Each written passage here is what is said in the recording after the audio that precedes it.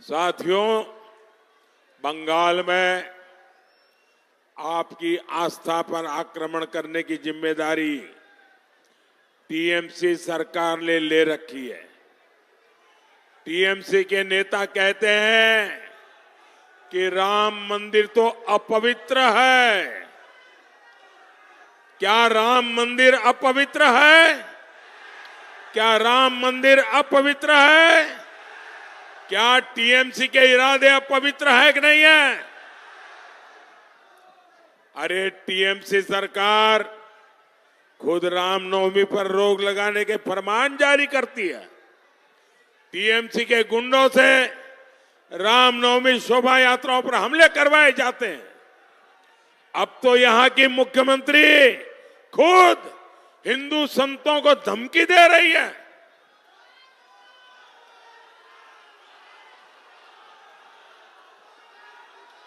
Ramakrishna mission, ISKCON, Bharat Sevashram संघ, ये हमारे बंगाल की आध्यात्मिक पहचान है। यहां की सीएम मंच पर से इन महान संस्थाओं को धमका रही है और इस धमकी ने टीएमसी के गुंडों का हौसला भी बढ़ा दिया है। पता चला है कि जलपाईगुड़ी में रामकृष्ण मिशन के आश्रम में कल रात को तोड़फोड़ की गई है। आश्रम में काम करने वाले कर्मचारियों के साथ मारपीट की गई है, उनको धमकी दी गई है। ये बंगाल को अब किस तरह ले जा रही है टीएमसी सरकार? कभी बंगाल में रामकृष्ण मिशन को धमकियां मिलेगी, आश्रम में तोड़फोड़ होगी। क्या किसी देशवासी ने कभी सोचा था? लेकिन अपने वोट बैंक को खुश करने के लिए टीएमसी सरकार हद पार कर रही है। रामकृष्ण मिशन का अपमान, हमारे संतों का यह अपमान बंगाल कभी भी सहन नहीं करेगा।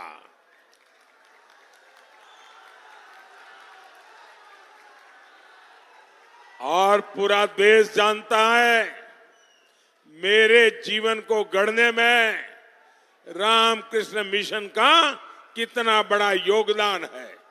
मेरा रामकृष्ण मिशन से कैसा निकट का नाता है। प्रधानमंत्री होने के बाद भी जब भी अवसर मिला, अगर रात्रि को रुकना था तो रामकृष्ण मिशन के सन्यासियों के साथ जाकर के रुकता हूं।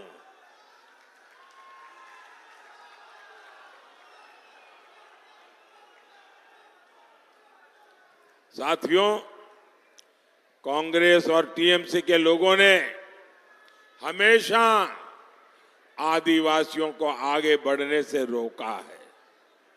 आपको पता है ना, देश में पहली बार एक महिला आदिवासी को राष्ट्रपति किसने बनाया? बीजेपी ने बनाया। लेकिन आदिवासी महिलाओं को चुनाव हराने के लिए कौन कौन पार्टियां इकट्ठा हुई थी?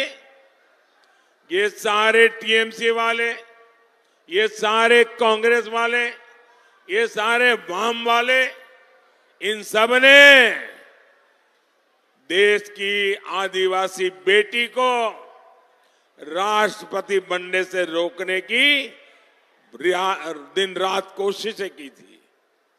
लेकिन मोदी है, उनके आगे उनकी चलती नहीं है।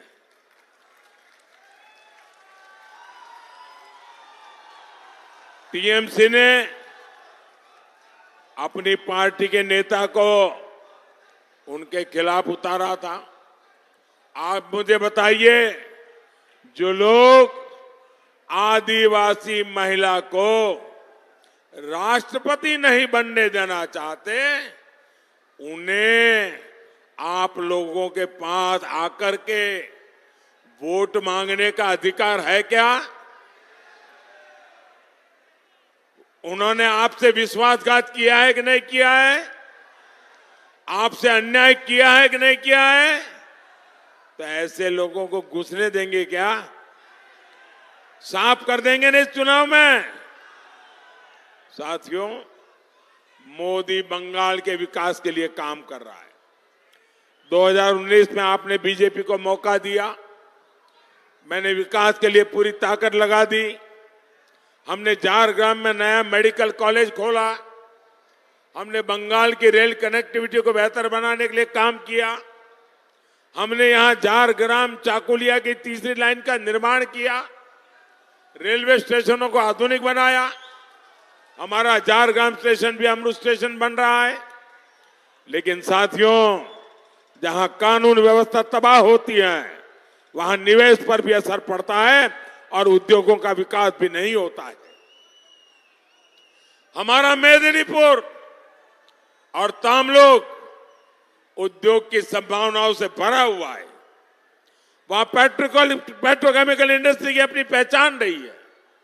लेकिन इतने साल से टीएमसी बंगाल में काबिज है। टीएमसी सरकार ने यहाँ के उद्योगों को आगे नहीं बढ़ने दिया। और सिर्फ तामलुक की ही बात नहीं है, ये पूरे बंगाल का दुर्भाग्य है।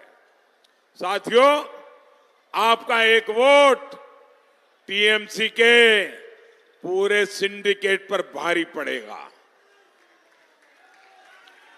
इस बार पार्टी ने तामलुक से जस्टिस अभिजीत गंगोपाध्याय जी और कांथी से सोमेंदु अधिकारी जी को जिम्मेदारी दी है।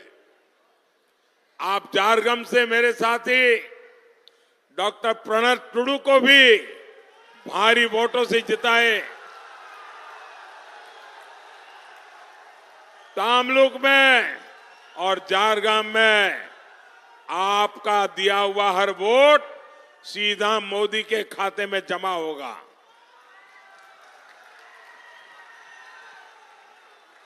इनको दिया गया एक एक वोट बंगाल को अंधेरे से रोशनी की ओर ले जाएगा। मोदी आपके सपने पूरे करने के लिए दिन रात काम करेगा। आप मेरा एक काम करेंगे, आप मेरा एक काम करेंगे, जरा दोनों हाथ ऊपर करके बताइए, मेरा काम करेंगे? आप गांव-गांव ज्यादा से ज्यादा परिवार में जाना और हर परिवार में जाकर के कहना कि अपने मोदी जी आए थे और मोदी जी ने आपको प्रणाम कहा है। मेरा प्रणाम पहुंचा देंगे, मेरा जोहार पहुंचा देंगे। बोलिए भारत माता की, भारत माता की, भारत माता की। वंदे वंदे वंदे वंदे वंदे वंदे वंदे वंदे वंदे।